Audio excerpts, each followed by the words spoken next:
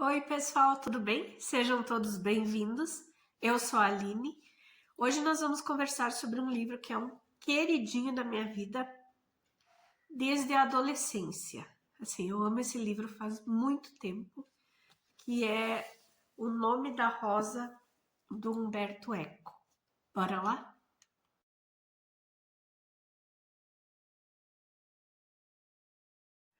Pessoal, me perdoem, aqui no Rio Grande do Sul tá muito frio. Eu tô tomando um café aqui para tentar me esquentar, mas eu ainda tô um pouco congestionada. O livro foi O Nome da Rosa, ele foi escrito no início da década de 80, se não me engano, e em 1986 saiu uma adaptação para o cinema. É com o Sean Connery como Guilherme e o Christian Slater, que era bem novinho, no papel do Adson. O meu primeiro contato com essa obra foi através do filme mesmo.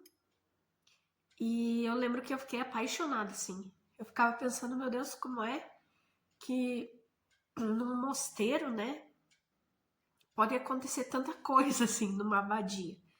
Eu, na época, já estudava, quando eu vi o filme, né, eu já estudava num colégio de freiras e eu achava muito louco aquilo. E eu lembro que eu fiquei intrigada, assim, pela, pela biblioteca e pelo fato de um livro fazer tanta diferença, sabe? E depois que eu assisti, eu fui na biblioteca da minha escola não tinha o livro, aí eu fui na biblioteca pública e tinha, daí eu peguei emprestado. E eu li assim, eu devorei. Vou dizer bem a verdade que eu não tinha nem maturidade para entender muita coisa do que eu estava lendo, mas eu gostei bastante. Daí, anos depois, eu ganhei do meu marido essa edição que é maravilhosa. Desculpem. E é da Record essa aqui. E ele ficou encalhado assim na estante ainda um tempo, sabe? Até eu conseguir pegar ele pra ler. Aí agora eu pensei, vou pegar de novo. Tô assim nessa vibe, quero reler. E meu Deus, assim, que grata surpresa, né? Essa edição que eu tenho aqui, ela é em capa dura e ela é muito interessante que no fim ela tem a página, a frase em latim e a tradução. Porque nessa obra, como o Humberto Eco escreveu e ela se passa numa abadia lá do século XIV, ele, no meio do texto, ele inseriu diversas frases em latim, sem a tradução, que é para realmente quem estiver lendo ficar com aquela sensação de é assunto deles, sabe? Mas eu achei muito legal que aqui eles trazem essa tradução. Não interfere, francamente, sim, tendo acesso à tradução, né? Eu não acho que interfira ou que vá mudar muito a compreensão sobre a obra. Se você tem uma edição que não tenha essa tradução, não vai interferir muito na tua leitura. É interessante, assim, para ver que geralmente as frases que são faladas em latim, elas são meio que o que dá a entender que ela tá menosprezando aquela pessoa que não sabe falar em latim. É aquela coisa assim, cá entre nós, poxa, sabe? Mas não muda a compreensão do texto em si. Essa é a primeira observação. A segunda observação é a ironia e o sarcasmo desse personagem maravilhoso que é o Guilherme. Gente, assim, é um Sherlock Holmes da Idade Média, mas ele é um personagem que a gente acaba se apegando bastante, sabe? Embora quem narra a história para nós seja o Adso, que era o seu aprendiz, né? Mas o personagem do Guilherme, ele é muito sagaz, ele é muito inteligente e, nossa, ele faz reflexões maravilhosas, assim, ao longo do livro, sabe? Ele, entrando na história, acontece que o imperador e o papa estão em desacordo e foi marcada uma audiência. Antes dessa audiência, os representantes de ambos os lados decidiram se encontrar nessa abadia. E o Guilherme foi enviado para dar um auxílio. Quando o Guilherme e o Adso chegam nessa abadia, estão acontecendo alguns crimes. Na verdade, no momento que eles chegam, tem um crime que eles estão achando que é suicídio, mas que o Abade resolve pedir ajuda dele para resolver esse problema. Acontece que no dia seguinte já acontece outra morte. E mesmo que tenha sido pedida a ajuda deles, eles não têm a liberdade necessária para questionar todos os outros freis que estão ali, e eles não têm acesso ao lugar principal, que seria a biblioteca. Todos os assassinatos que passam a acontecer, eles têm uma relação direta com a biblioteca. Porque esses freis que aparecem mortos, eles trabalham ou na biblioteca em si, ou no andar inferior, que é o escritório, que é onde eles copiam os textos. Na Idade Média, a educação era privilégio de poucos. E todos os textos eram traduzidos, começaram a ser traduzidos por frades nas abadias. E essa diz ser a abadia que mais continha títulos e onde trabalhavam os melhores copistas, enfim. E os crimes começam a acontecer justamente com essas pessoas. Quem vai narrar toda essa história para nós é o Adso, que era um jovem. E ele vai começar a narrar tudo isso para nós quando ele já tá velho. E então ele vai narrar toda a sensação que ele tinha, todo o respeito e admiração que ele tinha ao Guilherme na época em que ele era aprendiz. E ele também vai narrar todas as impressões que ele teve dessa abadia, que era enorme, né? E ele vai narrar também todas as descobertas que ele está fazendo. Inclusive, tem uma cena de uma moça da vila, né? Que vai até a abadia e que troca certos favores por comida. E quando ela se depara com ele, ela não cobra a comida, ela cumpre, né, o favor, no caso, e ela sai sem levar a comida.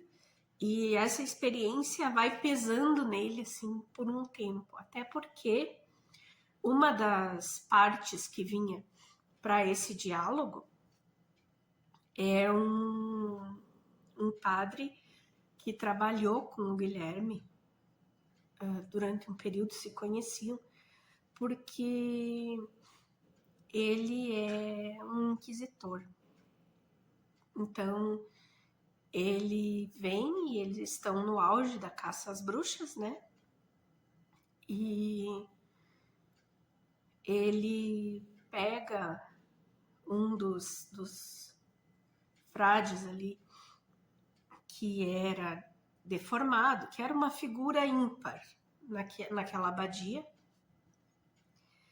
e era uma figura que passou por alguns problemas antes, que andou com um outro frade que havia se desligado, digamos assim, do Vaticano, porque aqui a gente tem a ordem dos franciscanos, que é a ordem a qual o Guilherme pertence, que é aquela ordem que acredita que Jesus foi pobre e que Jesus não acumulou riqueza.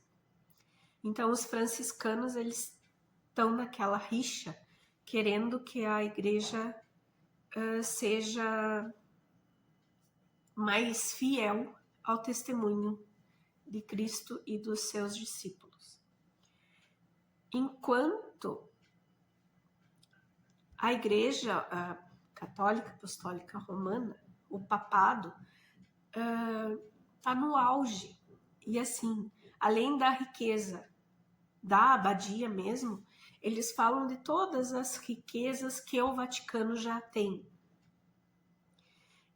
E o conflito entre os franciscanos e o restante da igreja é justamente esse.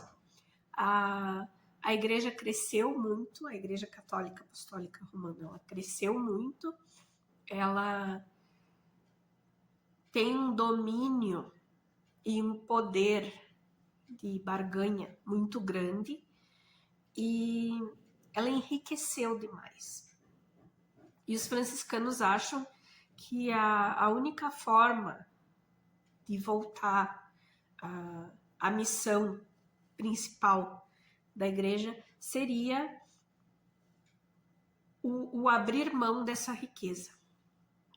E historicamente, a Inquisição, que também condenou diversos freis, inclusive franciscanos,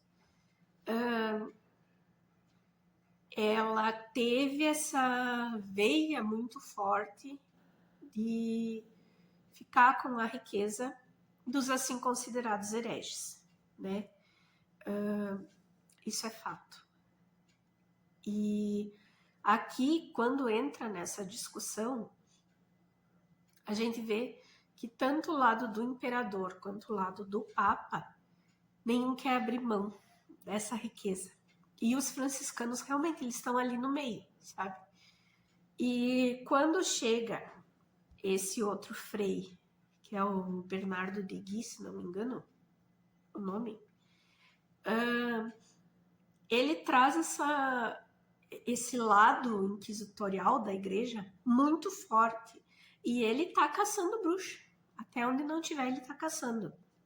Então ele acaba prendendo esse frei, perdão, e acusando ele de heresia e de magia negra.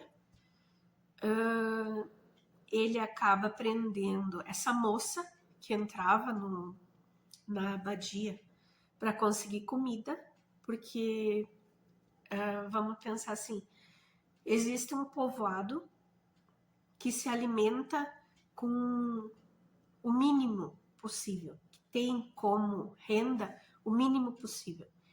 E no alto desse monte existe essa abadia muito rica, cheia de animais, cheia de comida, enfim.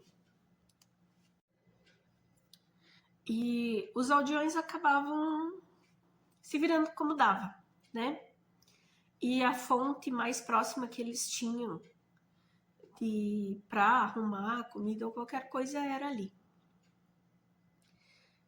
E quando chega o Bernardo de Gui e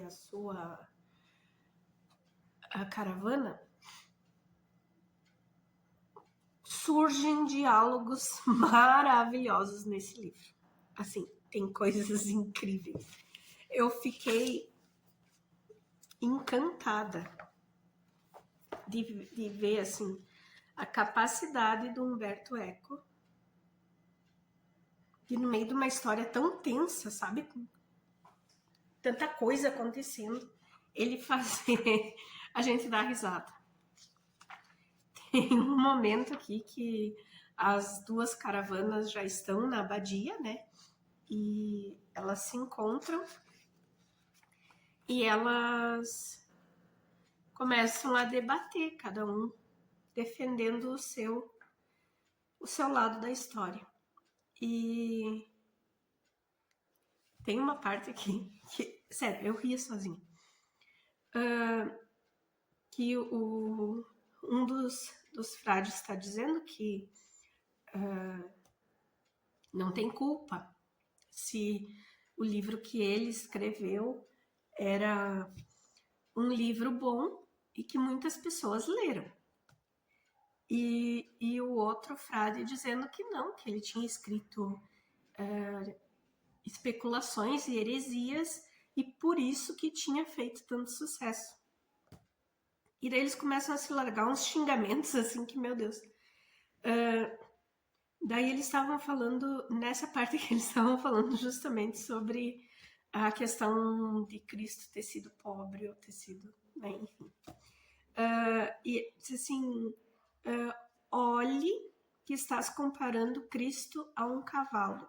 E o outro disse assim, não, és tu que comparas Cristo a um prelado simoníaco da tua corte, seu receptáculo de excremento. Eu achei incrível isso aqui. E depois eles seguem discutindo, enfim. E daí eles chegam na questão da leitura e um diz assim, é culpa minha se Ludovico lê meus escritos? Certamente não pode ler os teus, pois és um iletrado. Alto nível de xingamento, gente, assim, ó. Fantástico. Continua. A ira de Deus te atingirá como atingirá o teu patrão, que deu abrigo a 2 hereges como aquele Ostrogodo de Eckhart e aquele necromante inglês que chamais Branuncerton. E daí alguém vem tentar acalmar, assim. Gente, sério, isso aqui é fantástico. Isso aqui é maravilhoso. Mas, enfim, esse aqui foi um alívio cômico. Eu tenho uma parte aqui que é uma parte principal do texto, que é quando o Guilherme e o Adson estão na biblioteca e eles encontram o Jorge, que é um senhor bem de idade, cego, e que eles começam a falar sobre a questão do riso, porque a discussão toda aqui acaba sendo através da leitura para a gente saber seguir, discernir assim, se você está seguindo fielmente as ordens de Deus ou se você está seguindo esses novos pensadores, digamos assim, se referindo aos pensadores da Grécia, né? E tem tem uma parte desse livro que é muito importante, onde justamente o Guilherme e o Jorge discutem a questão do riso. O Jorge é esse idoso que já está cego e que é ele chega a ser meio ortodoxo, no sentido de levar ao pé da letra, assim, que a pessoa, para seguir a religião, ela não pode se entregar a nenhuma felicidade. Ela tem que seguir cegamente as ordens, estritamente o que lhe é pedido, o que lhe é falado. E o riso, para ele, não é só uma heresia, como é uma afronta aos desígnios de Deus. E conforme o Guilherme vai tentando desvendar esses crimes que estão acontecendo, e vão acontecendo mais crimes, o Guilherme chega a pensar que, pela posição que os corpos são encontrados, é alguém que está fazendo referência às trombetas do Apocalipse. E ele vai durante muito tempo seguindo nessa ideia. E mesmo conhecendo e sabendo que esse ancião Jorge, ele tinha um certo poder sobre as pessoas que trabalhavam na biblioteca, o Guilherme demora muito para se ligar que ele possa ser uma pessoa de interesse. E quando eles vão se aproximando de resolver os crimes, assim, que começam a acontecer, tipo, absurdos, assim, ele meio que tenta se voltar para entender como é o funcionamento da abadia, porque até então um dos outros freis diz para eles que há muito tempo o que agora é abade poderia ter sido bibliotecário, mas que por algum motivo que o tempo não deixou eles saberem, ele não foi. E também eles descobrem que geralmente quem acendia a abade era alguém que trabalhou na biblioteca, inclusive pelo conhecimento que precisa ser empreendido, né? E vai se aproximando do fim, assim, da história, e eles vão, quando as caravanas vão embora, eles se voltam a tentar resolver os crimes. E o abade, de repente, não quer mais que isso aconteça. Não precisa, inclusive tu já tá dispensado, tu já pode voltar para casa. E daí o Guilherme pensa, não, eu comecei, né, essa investigação, eu vou terminar. E conforme vai se aproximando do momento que eles teriam que partir, ele começa a entender que a disputa era realmente entre essas pessoas mais velhas na abadia. E a história vai ficando assim, ó, é impossível de largar, sabe? Chega nesse ponto assim que a gente quer ler para saber de uma vez o que está acontecendo e coisa. E claro, como eu já tinha assistido o filme, esse plot de quem é o responsável, eu já sabia, já tinha perdido essa, né? Mas a forma como Umberto Eco escreve e vai descrevendo essas cenas assim, nossa, gente, é fantástico, sabe? É maravilhoso. Eu super indico que vocês leiam. Eu não vou falar mais sobre o final, mas eu quero muito que vocês leiam, eu indico. Eu acho que é uma leitura assim, ó, que no começo, o próprio Umberto Eco disse isso numa entrevista, que é um livro para pessoas persistentes. Se você passar das 100 primeiras páginas, você vai conseguir ir até o fim. Então, assim, comece a ler, persista, que vale muito a pena. É um baita de um livro. Essa edição aqui, quem puder, tem a edição que não é capa dura, da Record também, e ela tem também a tradução da parte em latim no final, então vale super a pena, tá? Leiam aí e depois me digam o que acharam, se gostaram, tá bom? Mas vale super a pena, pessoal. Eu vou ficando por aqui. Beijos e até a próxima. Tchau, tchau.